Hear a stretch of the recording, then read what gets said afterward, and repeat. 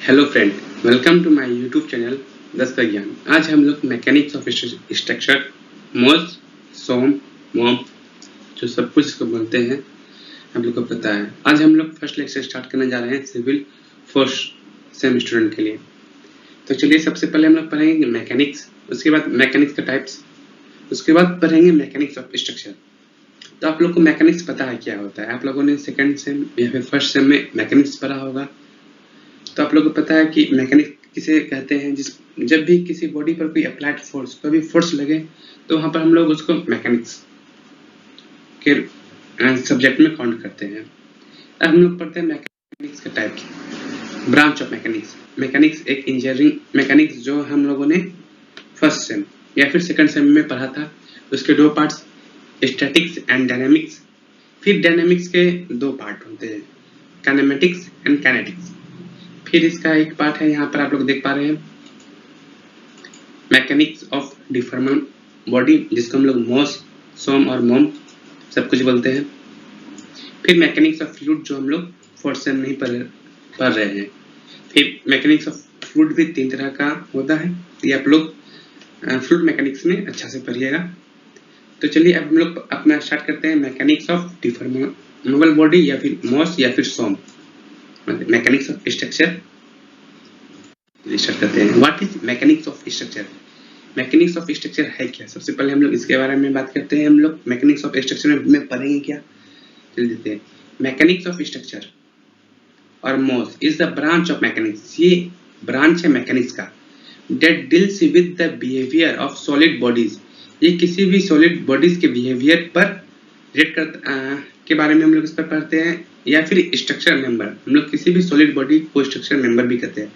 Subjected to various types of loading and internal forces developed due to its loading. जब किसी body पर बहुत सारे फोर्सेस, इंटरनल फोर्सेस या फिर एक्सटर्नल फोर्सेस लगते हैं, देखिए जब किसी बॉडी पर एक्सटर्नल फोर्स लगता है तो उसके अंदर से इंटरनल फोर्सेस भी स्टार्ट होता है जो कि एक्सटर्नल फोर्स को रेजिस्ट करता है। तो हम लोग मैकेनिक्स के में इंटरनल फोर्सेस के बारे में पढ़ते हैं।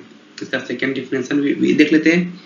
स्ट्रक्चर ऑफ मटेरियल अर्थात सोम, मैंने पहले भी बताया था कि मोस सोम मोम सब एक ही है। तो फिर चलिए, structure of material SOM may be defined as the capacity of a material to resist its failure, its behavior under the action of forces. The material is first deformed and then its failure takes place.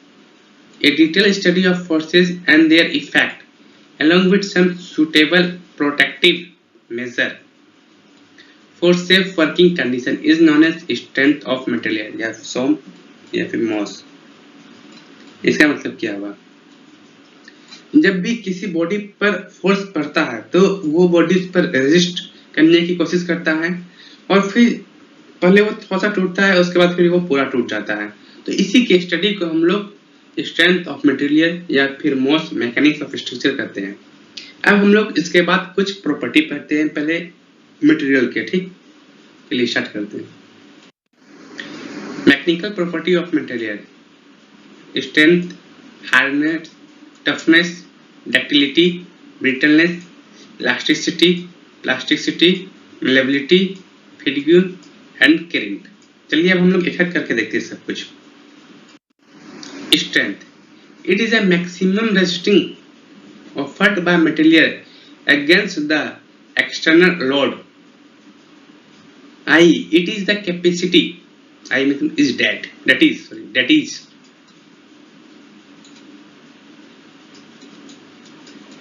is. It is the capacity of ability to stand various load without deformation or rupture or breaking. जब किसी body पर force apply होता है, हम उस body को तब तक उसका स्ट्रेंथ मानेंगे जब तक कि वो बॉडी टूट ना जाए। जैसे कि आप लोग इस फिगर में यहाँ पर देख पा रहे होंगे कि ये बॉडी इस पोजीशन पर आके जब इस पर सपोज 10 न्यूटन फोर्स अप्लाई हुआ होगा तो उस टाइम ये बॉडी यहाँ पर से टूट गया, बट उससे पहले 9.99 तक ये बॉडी नहीं टूटा।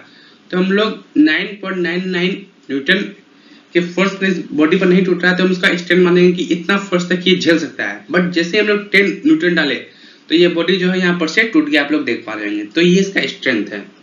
तो आप लोग स्ट्रेंथ समझ गए होंगे कि कोई भी बॉडी कितना मैक्सिमम फोर्स रेसिस्ट कर सकता है अपने फेल्योर के पहले, हम लोग उसको स्ट्रेंथ कहते हैं। चलिए अब हम नेक्स्ट पढ़ते हैं। Hardness, it is a property of a material to resist the mechanical adhesion, scratching, where etc. Hardness also means ability of material to cut another material used for making tools. किसी भी body पर अगर scratch करते हैं, अगर उस पर दाग आ जाता है तो वो बॉडी उतना हार्डनेस नहीं है। सपोज आप लोग देखते होंगे कि जब आप लोग अपने नाखून से बेंच पर करते होंगे या फिर किसी प्लेन सरफेस पर, तो उस पर किसी भी तरह का दाग नहीं आता होगा, या फिर ईटा पर करते होंगे तो उस पर कभी कभी दाग आ जाता है या कभी कभी दाग नहीं आता है, तो उसको हम लोग हार्डनेस कहते हैं। यहाँ पर आप लोग फिगर में भी देख सकते हैं, यहाँ पर थोड़ा सा फोर्स अप्लाई किया गया और इस पर दाग आ गया है, तो इसी को हम लोग हार्डनेस बोलते हैं कि उसके पास कितना हार्डनेस है। अब हम लोग नेक्स्ट पढ़ेंगे toughness, it is a property of material to resist any deformation due to shocks, loading, impact loading और साइक्लिक लोडिंग। अगर किसी भी बॉडी पर डायरेक्ट लोड पड़ रहा है तो हम लोग उसको टफनेस कहेंगे, और वो कितना डायरेक्ट लोड झेल पा रहा होगा, ठीक, उस पॉइंट तक हम लोग उसको टफनेस कहेंगे। सपोज यहाँ पर आप लोग इस फिगर को देख पा रहे हैं कि यहाँ पर डायरेक्ट लोड पड़ते ही ये मेटल टूट गया, तो इसके पास सपोज अगर हम इससे थोड़ा सा कम फोर्स डालते 8 न्यूटन का, तो ये मेटल नहीं टूटता, बट जैसे इस पर 9 न्यूटन का फोर्स पड़ा ये टूट गया, या फिर 8.99 तक ये नहीं टूटा, तो ये डायरेक्ट लोड में 8.99 न्यूटन तक के फोर्स को झेल सकता था, बट 9 न्यूटन फोर्स को नहीं झेल सकता था, तो हम लोग टफनेस कहते हैं। चलिए अब next ductility, it is a property by which metal can be stretched और डाउन इनटू वायर्स। ये एक ऐसा प्रॉपर्टी जिसमें हम लोग मेटल को वायर के रूप में निकाल सकते हैं। Metals with more than 5% elongation are considered as ductile property.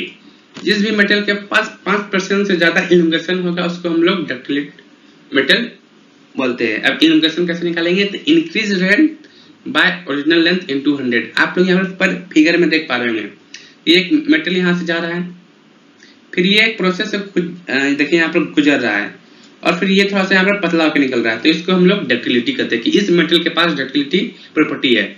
जैसे कि गोल्ड आप लोग सुने ही होंगे, या फिर कॉपर का जो आप लोग वायर देखते हैं, कॉपर, एल्युमिनियम, तो इस सब के पास डक्टिलिटी प्रॉपर्टी बहुत ही ज्यादा होता है। Next brittleness, brittleness is the lack of ductility या फिर just opposite of ductility. Material that cannot be stretched in brittle material failure take place with a relatively smaller deformation for a brittle material.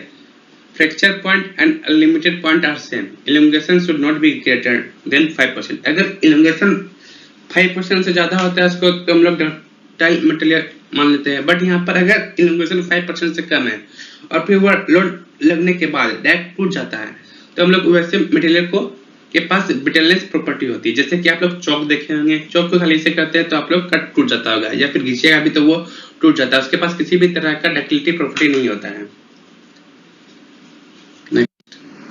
Elasticity, it is a property of material by which it regain its original shape and size after the removal of external forces. Steel and some other metal have a wide range over which they appear to be elastic. अगर किसी भी metal पर जब हम external force लगाते हैं और जब वो बड़ा हो जाता है, आप लोग जैसे इमेज में देख पा रहे होंगे यहाँ पर कि इसका साइज इंक्रीज हो गया, और फिर जैसे एक्सटर्नल फोर्स हटा उसका साइज सेम हो गया, आप लोग यहाँ पर देख पा रहे हैं। तो ऐसे मटेरियल के पास इलास्टिसिटी प्रॉपर्टी होता है और हम लोग इससे मटेरियल को इलास्टिक मटेरियल कहते हैं। Next plasticity, it is a property of material by which it do not gain its original shape after the removal of external forces। जब किसी बॉडी पर हम लोग कोई फोर्स लगाते हैं और फिर वो रिगेन नहीं कर सकता है सेम शेप एंड साइज को, तो वैसे मटेरियल को हम लोग प्लास्टिक मटेरियल कहते हैं। आप लोग यहाँ पर फिगर में भी देख पा रहे हो कि यहाँ पर लोड लगता है, बट ये फिर अपना shape and size same regain नहीं कर पाता है, तो ये हो गया मेरा plastic material. Next, malleability. It is a property of a metal by which the virtue it can be deformed into thin sheets by rolling. Gold, silver, aluminum, copper, tin, iron has good malleability property.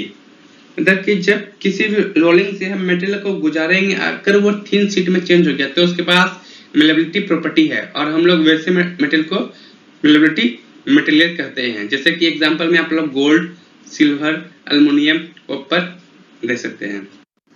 Next, fatigue. The behaviour of matter under variable load, dynamic load is referred to as fatigue. Salver of failure structure have been noted due to fatigue when material undergoes cyclic loading. This failure is termed as fatigue. जब किसी भी material पर हम लोग लगातार force लगाते रहते हैं एक साइक्लिक पीरियड पर, मतलब कि एक सेम टाइम पर, अगर वो मटेरियल टूट जाए वैसे मटेरियल को हम लोग फटीग करते हैं। आप यहाँ पर फोटो में देख पा रहे होंगे कि ये स्प्रिंग जो ये यहाँ पर आयरन का नेल है उसको यहाँ पर बार बार घुमाया जा रहा है सेम टाइम पर और ये टूट जाता है। या फिर आप लोग यहाँ पर इसमें भी देख सकते हैं कि ऊपर नीचे करने पर ये टूट जा रहा है। Next, creep. It is a slow और permanent deformation. It's occur under steady loading condition for a long time.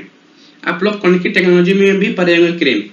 जब कि किसी भी कंक्रीट या फिर किसी भी वर्टिकल मेंबर पर बहुत ज्यादा समय से उस पर फोर्स लगते रहता है तो उसका साइज थोड़ा छोटा हो जाता है, उसी को हम लोग क्रीप करते हैं। ठीक, अब हम लोग नेक्स्ट लेक्चर में पढ़ेंगे लोड, टाइप्स ऑफ लोड, जिसमें कि हम लोग टाइप्स ऑफ लोड भी विभिन्न तरह के पढ़ेंगे, मतलब कि on the basis of time, on the basis of मतलब सिंपल बेसिस ऑफ डायरेक्शन। तो इस सब के बेसिस पर हम लोग नेक्स्ट लेक्चर में पढ़ेंगे कि लोड कितने तरह के होते हैं। फिर उसके बाद हम लोग स्टार्ट कर देंगे अपना मोज। चलिए, thank you, please subscribe my channel.